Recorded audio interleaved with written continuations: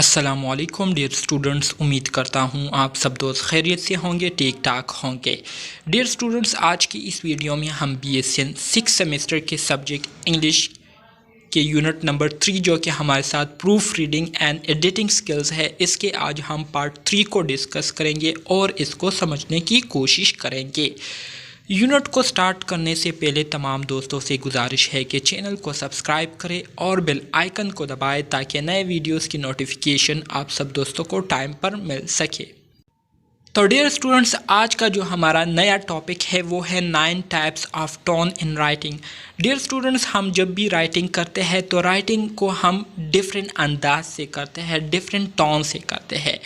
आज के इस वीडियो में हम बात करेंगे टोन पर कि टोन किसे कहते हैं, टोन से क्या मुराद है और वो कौन से 9 टाइप्स है टोन के जिसका होना हमारे राइटिंग में बहुत ज़्यादा ज़रूरी है और किस तरह से हम इन टोन्स को मुख्तलिफ सिचुएशंस में यूज़ कर सकते हैं। What is tone when it comes to writing? Tone क्या है और हम इसको कैसे जो है राइटिंग में यूज़ करते हैं, ठीक है। It is a simple question but the answer can be rather complicated, ठीक है।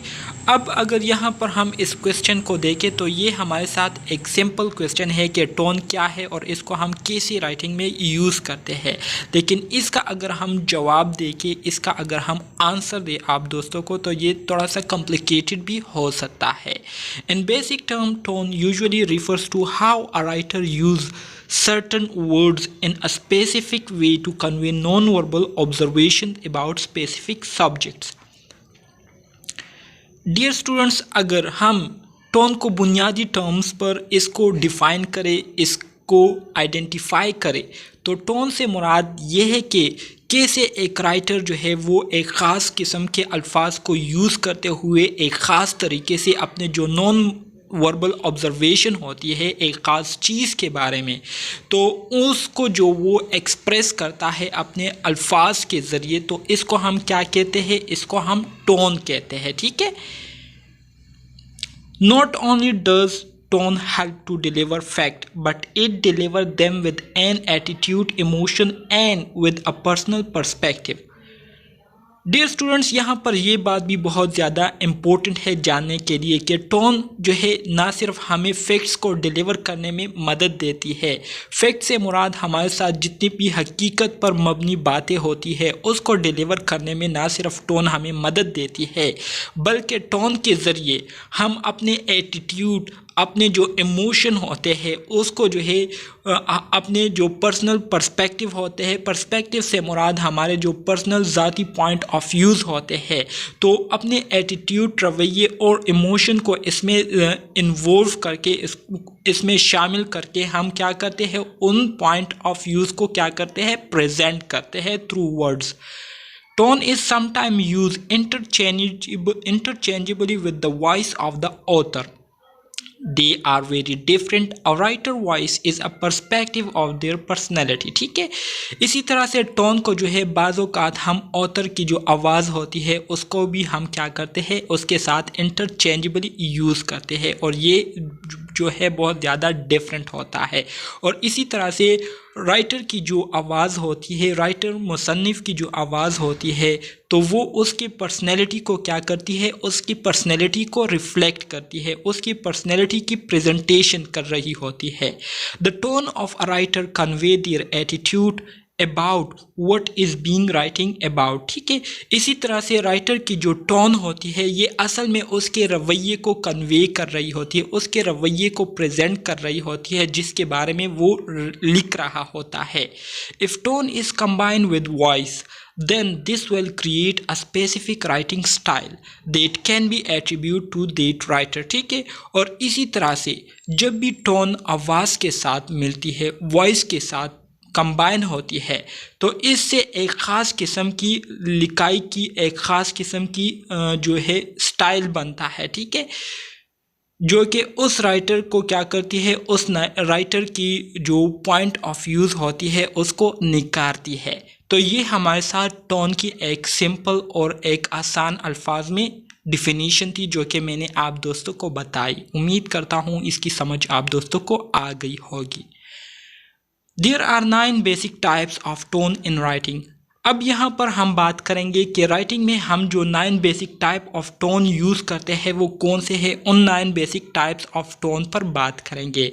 Any emotion, any attitude and any perspective can lay the foundation for a specific tone in writing. Dear students, आपके कोई भी जज्बात हो, आपकी कोई भी रवैया हो या आपका कोई भी पर्सनल पॉइंट ऑफ व्यू हो, तो ये सारी चीज़ें जो है ये मिलकर आपके टोन को जो है इसको बनाती है राइटिंग में। ठीक है, आपकी टोन को जो है उस राइटिंग में क्या करती है, प्रेजेंट करती है जो कि आप लिखने वाले होते हैं। If you can come up with an adjective then that can be a tone.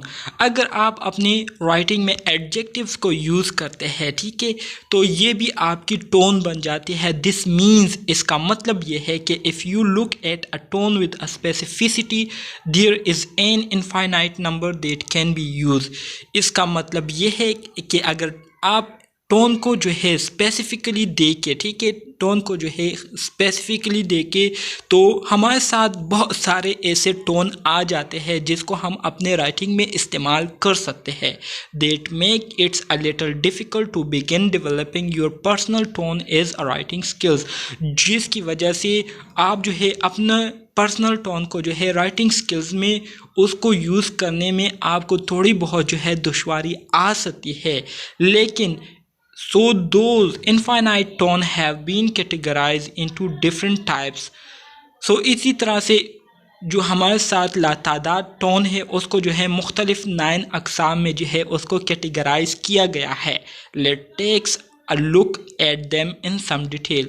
अब हम इन 9 डिफरेंट टाइप्स ऑफ टोन को क्या करेंगे, डिटेल के साथ देखेंगे, जो कि कमिंग स्लाइड्स में हम इसको डिस्कस करने वाले हैं।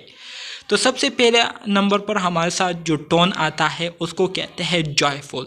जैसे कि इस वर्ड से ज़ाहिर हो रहा है कि इस तरह के जो टोन होते हैं, इस किस्म के जो टोन होते हैं और इस किस्म की जो राइटिंग होती है, तो यूजुअली हम इस तरह की जो राइटिंग करते हैं तो यूजुअली इस राइटिंग के ज़रिए हम अपनी इन्जॉयमेंट को, अपने प्लेजर को जो है उस राइटिंग में प्रेजेंट करते हैं। ठीक है, this tone in writing focuses on the positive emotions that are experienced in the moment of an action। Dear student, joyful tone ये हमारे साथ वो टोन है जिसको हम जब राइटिंग में यूज़ करते हैं तो यूजुअली इसको हम तब यूज़ करते हैं जब हम कोई काम कर रहे होते हैं और उस काम करने के दौरान हमें जो है पॉजिटिवली जो है महसूस हो रहा होता है, हमें खुशी महसूस हो रही होती है। तो अपनी खुशी को रिप्रेजेंट करने के लिए, अपनी खुशी को जो है राइटिंग में रिप्रेजेंट करने के लिए हम जॉयफुल टोन को यूज़ करते हैं। ठीक है, मिसाल के तौर पर if you eat something you like, अगर आप कुछ ऐसा चीज़ या कुछ ऐसी चीज़ें खा रहे हैं जो कि आपको बहुत ज़्यादा पसंद है, देन यू फील जॉय। ठीक है, तो आपको बहुत ज़्यादा खुशी होती है। Writer uses this tone to create relationship between experiences between their readers and their character. इसी तरह से राइटर जो है इस तरह के टोन्स को क्या करते हैं, इस तरह के टोन्स को इस्तेमाल करते हुए जो रीडर होते हैं और उनका जो कैरेक्टर होता है उसके दरमियान रिलेशनशिप को क्रिएट करने के लिए, रिलेशनशिप को बनाने के लिए ये जॉयफुल टोन को यूज़ करते हैं। ठीक है, इसके बाद हमारे साथ जो दूसरी किस्म आती है टोन की उसको कहते हैं serious tone. This tone in writing creates a level of suspense with in the reader. Serious tone ये हमारे साथ राइटिंग में टोन की वो किस्म है जिसको अगर हम राइटिंग में यूज़ करें तो यूजुअली जो रीडर होते हैं तो ये रीडर में क्या करती है, सस्पेंस लेवल को क्रिएट करती है। रीडर्स को जो है उनको तज़ब्ज़ुब का शिकार बनाती है, उनको जो है बेचैनी का शिकार बनाती है। It increases their focus because the concept of being offer are important. इस तरह की जो टोन जब राइटिंग में यूज़ होती है तो इससे क्या होता है, इससे जो रीडर होते हैं, रीडर्स की जो इंटरेस्ट होती है रीडिंग में तो वो बहुत ज़्यादा बढ़ जाती हैं, क्योंकि जो रीडर्स होते हैं वो इस तरह की रीडिंग को जब इस तरह की राइटिंग को जब रीड करते हैं तो उनमें जो है बेचैनी जो है पैदा हो जाती है, उनमें तजस्सुस जो है पैदा हो जाती है, और इसी तरह से वो लोग जो है बहुत कंसंट्रेशन के साथ फिर उस राइटिंग को रीड करते हैं। ठीक है, इसके बाद हमारे साथ जो तीसरी किस्म आती है टोन की, वो है ह्यूमोरस। ठीक है, ह्यूमरस से मुराद ये है कि आप अपनी राइटिंग में एक ऐसे अंदाज से अपनी जो पर्सपेक्टिव होती है उसको प्रेजेंट करें जो कि बहुत ज़्यादा जो है वो इम्पोर्टेंस के हामिल हो। ठीक है, बहुत ज़्यादा अहमियत के हामिल हो। So humorous being funny does more than make people laugh. Funny होने का मतलब ये है कि आप ज़्यादा से ज़्यादा लोगों को क्या करें, लोगों को हंसाए। It make them begin to think about difficult concept in a way that feel safe. ठीक है, इससे क्या होता है, इससे फिर वो लोग जो है मुख्तलिफ से मुख्तलिफ कंसेप्ट के बारे में भी जब वो सोचते हैं तो इस तरीके से सोचते हैं कि वो तरीका उनको महफूज लगता है। This tone in writing is often intended to draw the reader into a story और narrative so they can engage with a certain facts or opinion the author feels are important to share। अब हमारे साथ जो humerus tone होते हैं जिसको writing में use किए जाते हैं, तो इसको राइटिंग में यूज़ करने का जो बुनियादी मकसद होता है राइटर का, वो यही होता है कि वो अपने जो रीडर होते हैं उनको कुछ ऐसे हकीकत पर मबनी बातों से आगाह करे या ऐसी ओपिनियन से आगाह करे जो कि राइटर समझता है कि रीडर्स के लिए बहुत ज़्यादा इम्पोर्टेंट है उसके बारे में जानना। ठीक है, इसके बाद हमारे साथ जो चौथी किस्म आती है टोन की, वो हमारे साथ है सैड, जैसे कि इसके नाम से ज़ाहिर हो रहा है। So sadness is a very real part of the human condition. ठीक है, ये तो आप सब दोस्तों को पता है।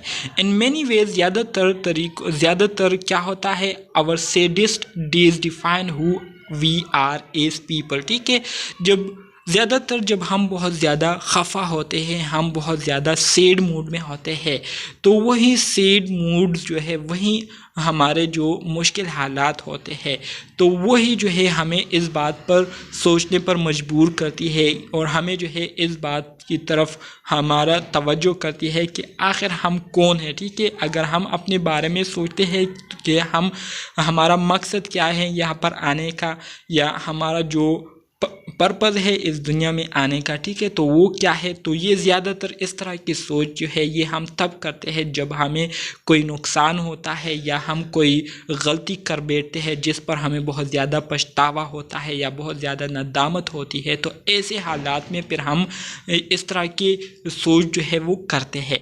When incorporate is a tone in writing, the reader becomes sympathetic with the character or the author, and this empathy will keep them engaged with the narrative। ठीक है, तो इस तरह की जो टोन जब राइटर अपनी राइटिंग में यूज़ करता है, तो इससे तो एक फ़ायदा ये होता है कि जो सैड लोग उसको पढ़ रहे होते हैं तो उनको जो है इस तरह की जो राइटिंग है उसको रीड करने से उनको बहुत ज़्यादा जो है क्या मिलता है, बहुत ज़्यादा सपोर्ट मिलता है, और उनको ऐसा फील होता है जैसे कि उनके साथ जो है किसी किस्म की हमदर्दी हो रही है। और इसी तरह से जो ऑथर है और जो रीडर होता है, तो इनके दरमियान एक हमदर्दी वाला रिश्ता जो है वो बन जाता है। ठीक है, इसके बाद हमारे साथ जो पांचवी किस्म आती है वो है formal. This tone in writing is often seen from an academic stand point. ठीक है, फॉर्मल टोन जो है ये ज़्यादातर इस तरह की जो टोन है आपको राइटिंग में ज़्यादातर उस राइटिंग में आपको मिलेगी जो कि academic stand point of view होती हैं उनकी। ठीक है, इट रिक्वायर्ड स्ट्रक्चर लैंग्वेज। इसमें जो लैंग्वेज यूज़ होता है तो वो काफ़ी ज़्यादा पेचीदा लैंग्वेज यूज़ होता है। इसके साथ साथ हैविंग रीडिंग स्किल्स, उसके लिए हायर रीडिंग स्किल्स की ज़रूरत होती है, and present more fact than that can be proven than the opinion of the writer. और इसी तरह से इसमें हमारे साथ जो फैक्ट्स होते हैं तो वो बहुत ज़्यादा होते हैं जो कि राइटर की जो ओपिनियन होती है उसको साबित करने में इम्पॉर्टेंट रोल प्ले करती है। इसके बाद हमारे साथ जो छठी किस्म आती है टोन की वो है informal. The goal of this content is to have an informal tone.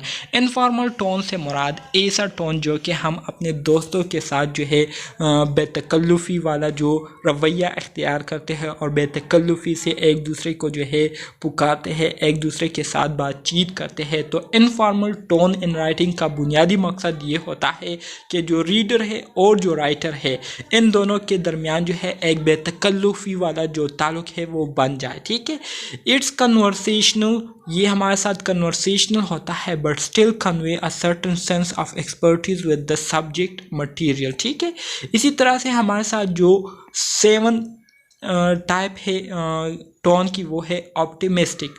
Optimistic से मुराद ये है कि जब आप सब दोस्तों को पता है कि हर जगह पर जो है वो सुकून नहीं होता, पूरी दुनिया में जो है आजकल के ज़माने में बेचैनी है। ठीक है, और लोग जो है बहुत ज़्यादा बेचैन है, लोग जो है बहुत ज़्यादा बेसुकून है, लेकिन लोगों ने जो है फिर भी ये आस लगाई हुई है कि एक दिन ऐसा ज़रूर आएगा कि हमारी जितनी भी परेशानियां हैं, हमारी जितनी भी बेचैनियां हैं वो ख़त्म हो जाएंगी और हम सुकून का सांस लेंगे, हम चैन से जो है ज़िंदगी गुजारेंगे। तो इस तरह की फीलिंग को प्रेजेंट करने के लिए जो राइटर होते हैं वो ऑप्टिमिस्टिक राइटिंग करते हैं और ऑप्टिमिस्टिक टोन को यूज़ करते हुए वो लोगों को क्या करते हैं, लोगों को जो है पुरुम्मीद रखते हैं। ठीक है, so there are a lot of bad stuff going on in the world today. ठीक है, जैसे कि मैंने आपको कहा कि आजकल के ज़माने में पूरी दुनिया में जो है बहुत ज़्यादा बुरे हालात चल रहे हैं, येट इसके बावजूद there is also a believe that the world can and will be a better place one day. लेकिन इसके बावजूद लोगों ने ये उम्मीद लगाई हुई है कि एक दिन ज़रूर ऐसे आएगा कि ये दुनिया जो है ये पुरसकून हो जाएगी, लोगों को जो है चैन की सांस जो है वो नसीब हो जाएगी। If we are willing to work for it, अगर हम चैन को हासिल करना चाहते हैं, अगर हम सुकून को हासिल करना चाहते हैं तो इसके लिए फिर हम क्या करना होगा, हमें काम करना होगा। This would be an example of optimistic tone. तो ये असल में हमारे साथ ऑप्टिमिस्टिक टोन की एक एग्जाम्पल है। ठीक है, उम्मीद करता हूँ ऑप्टिमिस्टिक टोन की समझ आप दोस्तों को आ गई होगी। इसके बाद हमारे साथ जो 8 नंबर पर हमारे साथ टोन की जो किस्म है उसको क्या कहते हैं, उसको पेसिमिस्टिक कहते हैं। पेसिमिस्टिक जो है ये ऑप्टिमिस्टिक के बिल्कुल ऑपोजिट है। ठीक है, इसमें जो लोग होते हैं, ठीक है, जो राइटर होते हैं वो इस तरह की राइटिंग करते हैं, इस अंदाज से राइटिंग करते हैं कि लोगों को वो क्या करते हैं, नाउमीदी की तरफ ले जाते हैं। मिसाल के तौर पर जैसे कि मैंने आपको कहा कि आजकल के ज़माने में जो है पूरी दुनिया में बेचैनी फैली हुई है, बेसुकूनी है, लोग जो है सुकून के लिए जो है मर रहे हैं, तड़प रहे हैं। तो राइटर जो है अपनी राइटिंग में इस तरह का टोन यूज़ करते हैं जिसकी वजह से जो रीडर होते हैं वो क्या हो जाते हैं, वो और भी ज़्यादा जो है नाउम्मीद हो जाते हैं। उनकी जो होप होती है वो होपलेस हो जाते हैं, क्योंकि इसमें जो राइटर होता है वो ऐसी राइटिंग करता है जिसमें वो अपने जो पॉइंट ऑफ व्यूज़ होते हैं वो इस तरह से रिप्रेजेंट करते हैं जो कि नेगेटिविटी की तरफ इशारा करती है। मतलब अगर कोई काम जो है वो बुरा हो रहा है तो वो ये नहीं कहता कि ये जो है एक दिन आएगा और ये ठीक हो जाएगा, बल्कि वो ये कहता है कि ये कभी भी ठीक नहीं होने वाला है, बल्कि ये इससे ज़्यादा जो है ये और भी ख़राब हो जाएगा और ज़्यादा से ज़्यादा ख़राब हालात जो है लोगों को देखने पड़ेंगे। तो इस तरह के पॉइंट ऑफ व्यूज़ को जो है राइटर क्या करता है, अपनी राइटिंग में प्रेजेंट करता है। तो इसको क्या कहते हैं, पेसिमिस्टिक टोन कहते हैं। When there are a lot of bad stuff going on in the world it can feel like that bad stuff will only get worse. ठीक है, तो इसमें जो लोग होते हैं तो वो ये फील करते हैं कि जितना भी बुरा हो रहा है तो ये और भी इससे ज़्यादा बुरा होगा। That kind of tone will be an example of being pessimistic. ठीक है, तो इस तरह के जो टोन होते हैं, ठीक है, तो ये पेसिमिस्टिक टोन की एक एग्जाम्पल थी। Pessimism is not realism. इसी तरह से जो पेसिमिज्म है ये रियलिज्म नहीं होता। जो लोग बुरा सोचते हैं तो वो हकीकत में बुरा नहीं होता, ठीक है, बल्कि वो उनकी सोच होती है। Being pessimistic mean having a believe that something will never get better even if the fact में सीम टू इंडिकेट अदरवाइज। ठीक है, इसके बाद हमारे साथ जो 9 किस्म है वो है हॉरर। ठीक है, this tone of voice is threatening in nature. इस तरह की जो टोन होती है राइटिंग में तो ये असल में क्या करती है, थ्रेटनिंग होती है, मतलब ख़तरात से भरपूर होती है। It's speak to the core fears that people have and forces them to confront those fear। ठीक है, तो इसमें क्या होता है, इसमें जो राइटर होता है वो लोगों को जो है खौफ के बारे में उनको बताता है कि खौफ क्या है। ठीक है, किस तरह से जो है आप सबको जो है खौफ का सामना करना होगा, किस तरह से आप लोगों को जो है खौफ का सामना एक दिन करना पड़ेगा। ठीक है, और इसके लिए जो है आपको तैयार होना पड़ेगा। तो इस तरह के जो टोन होते हैं इसको हम क्या कहते हैं, हॉरर टोन कहते हैं। Proof reading for spelling, punctuation and grammar. इसी तरह से जो है प्रूफ रीडिंग हम करते हैं स्पेलिंग्स को चेक करने के लिए, पंक्चुएशन और ग्रामर को चेक करने के लिए। ठीक है, तो इस पर अब हम बात करेंगे। Here is a list of some of the more common surface error broken down by categories. Either select the link you would like to view or scroll down to the appropriate topic। तो सबसे पहले हम बात करते हैं spelling की। ठीक है, स्पेलिंग क्या है? Spelling error are among the most common surface error as well as the most easily corrected. ठीक है, स्पेलिंग एरर जो है ये सबसे ज़्यादा होने वाला सरफेस एरर है जो कि आपको हर जगह पर जो है, हर पैराग्राफ में, हर सेंटेंस में देखने को मिलेगा ज़्यादातर। और ये जो है ये हमारे साथ वो एरर है जिसको हम सबसे आसानी से जो है इसको हम करेक्ट कर सकते हैं। To correct spelling error use a spell checker. ठीक है, हम स्पेल चेकर को यूज़ करते हैं regardless of your spelling skills along with a dictionary. इसके साथ साथ डिक्शनरी को हम यूज़ करते हैं to help you find the right alternative for a misspell. ठीक है, जिसके ज़रिए जो है जो मिसस्पेल हुआ है तो उसके लिए हम दूसरा अल्टरनेटिव वर्ड को क्या करते हैं, उसको फाइंड आउट करते हैं। Remember that the spell checker won't help with homonym. ठीक है, इसी तरह से हमारे साथ जो स्पेल चेकर होता है तो वो हमें ऐसी मदद नहीं देती। ठीक है, जैसे कि हम चाहते हैं words that sound like but have different spelling and meaning. ठीक है, होमोनियम्स ये हमारे साथ वो वर्ड्स होते हैं जो कि साउंड जो कि हम आवाज़ साउंड होते हैं लेकिन उनके जो मीनिंग होते हैं, ठीक है, या स्पेलिंग्स होती है वो मुख्तलिफ होती है। तो इसको हम क्या कहते हैं, होमोनियम्स कहते हैं। ठीक है, होमोनियम्स कहते हैं। एमसीक्यूज़ में ये आ सकता है। इसके बाद हम क्या करते हैं, some words that can cause trouble are listed below. Number 1 their, positive form of they है, there in that place, they are contraction of they are, accept हो गया, एक्सेप्ट हो गया, हुज हो गया। ठीक है, इट्स और it is, your and you are. ठीक है, तो ये हमारे साथ कुछ ऐसे वर्ड्स हैं जो कि आपको क्या करने में, जब आप एडिटिंग कर रहे होते हैं या प्रूफ रीडिंग कर रहे होते हैं तो इस तरह के अल्फाज जो है आपके लिए मुश्किल पैदा कर सकती है। यू आर, इफेक्ट, इफेक्ट हो गया। इसी तरह से देन हो गया। ठीक है, वर एंड वी आर हो गया, एंड वियर। ये हमारे साथ ऐसे वर्ड्स हैं जो कि क्या कर सकती है, डिफ़िकल्टी काज कर सकती है। इसके बाद हम आ जाते हैं पंक्चुएशन की तरफ। पंक्चुएशन में पहले नंबर पर हमारे साथ आता है commas. Use a comma two separate independent class. Independent class को सेपरेट करने के लिए हम कोमा को यूज़ करते हैं। रूल क्या है, use a comma before a coordinating conjunction. Coordinating conjunction हमारे साथ क्या है, एन, बट, येट, सो, और, ऑन, नोर, फॉर। ये हमारे साथ कोऑर्डिनेटिंग कंजंक्शन है।